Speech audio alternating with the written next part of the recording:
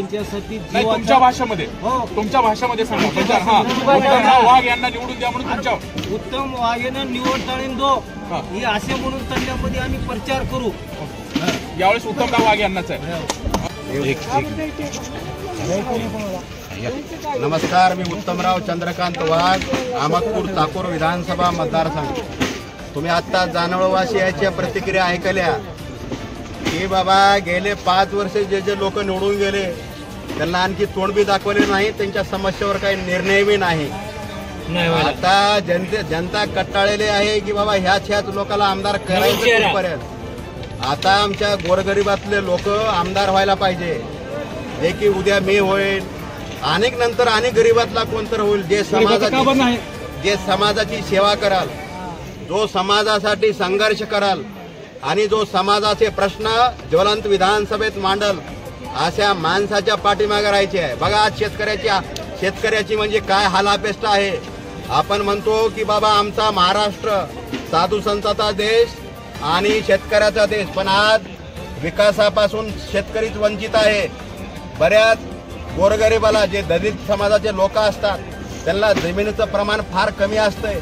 मग त्या समाजासाठी आपल्या मतदारसंघामध्ये काही रोजगार आहे का बघा, गोरगरिबासाठी काही रोजगार आहे का बघा, शेतकऱ्याचा म्हणजे शासकीय रोजगार, म्हणजे हा विकास होऊ शकत नाही। आता जनतेने ठरवलंय जो आमचा विकास करेल, जो आमच्या समाजाचे प्रश्न एक लक्षात ठेवून मार्गी लावेल, अशा माणसाच्या पाठीमागे राहायचे। मला त्यांच्या किती अडचणी तयार होऊ द्या, मला तुम्हाला सांगितलं की मला भरपूर त्रास द्यायचा प्रयत्न केला, पण हा उत्तमराव वाघ मी एक उत्तमराव वाघ आहे, पण ह्या दोन्ही तालुक्यात तुम्हाला उत्तमराव वाघचे विचार दिसतील आणि ह्या उत्तमराव वाघचे विचार हे जनता ज्वलन करणार आहे। काय होऊ द्या, मला म्हणजे त्यांनी कितीही त्रास देऊ द्या, मी मरण पत्करेन, पण मी माझ्या गोरगरिबासाठी संघर्ष करत राहणार। आता तुम्हाला सांगितलं प्रत्येक गावामध्ये तुम्ही शिवणखेडला माझी सभा बघितली, आज जानवळला सभा बघितली, जे की असं भूतो न भविष्यती सभा। जनतेला वाटायला लागलंय की आमच्या गोरगरिबातले आमदार करायचं आमच्या विकासासाठी।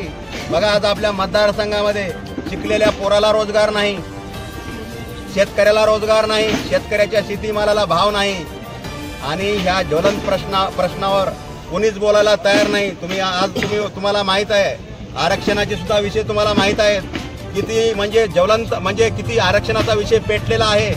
पण 1 वर्षापासून बघता तुम्ही इथं सर्व जाती धर्माची जनता असेल, पण 1 वर्षापासून तुम्ही बघला आरक्षण कुणी ओबीसी आरक्षण राहू द्या, मराठा आरक्षण राहू द्या, कोणतंही राहू द्या, पण ह्या आरक्षणाचा विषय कुणी सोडवला का बघा।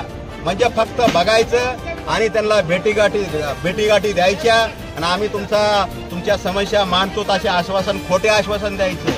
तर जनता ओळखायला लागली आहे की बाबा ह्या खोट्या लाखापासून आता सावध राहायच्या म्हणून।